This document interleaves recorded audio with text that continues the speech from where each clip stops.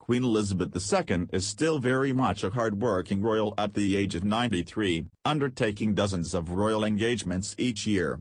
Through the years, many of these royal jobs were done with Prince Philip at her side. However, the Duke of Edinburgh has now been retired for nearly 3 years. Prince William attends secret palace meeting as he prepares to take over from Charles. Prince Philip stepped down from royal duties in 2017 at the age of 96 and had undertaken a staggering amount of engagements during his years of service.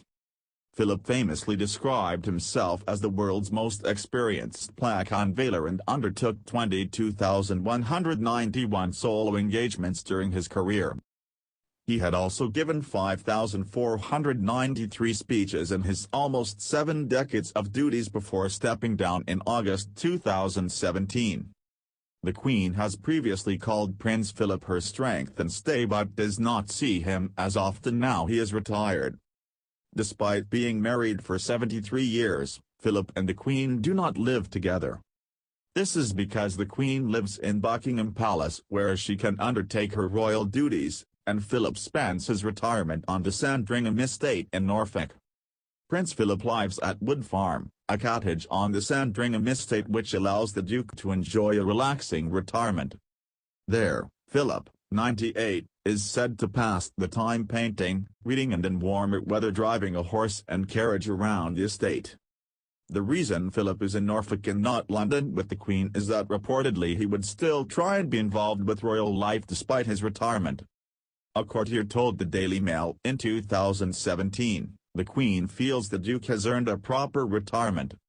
She knows him too well. If he was still at the center of royal life he'd feel he had to be involved. Being at Wood Farm means he's not too far away, but far enough to be able to relax. However, royal sources have revealed the Queen misses Philip, in particular his help with family issues. One source said, "I'm sure it's been good for his health not to be there getting involved in the day-to-day stresses and strains, but I think the Queen has missed his hands-on approach to family matters."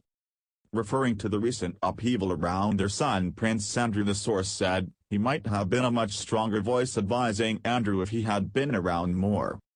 The Queen does see her husband on occasion, most recently during her Christmas break. Royal Christmases are spent on the Sandringham estate, with royal family members traveling to spend time there over the winter break. The Queen extends her winter recess until February, remaining at Sandringham until just after February 6, a day which holds significance for her. On February 6, 1952, the Queen's father King George VI died in his sleep at Sandringham. In recent times, the Queen has spent the anniversary of her father's death at the Sandringham estate with Prince Philip.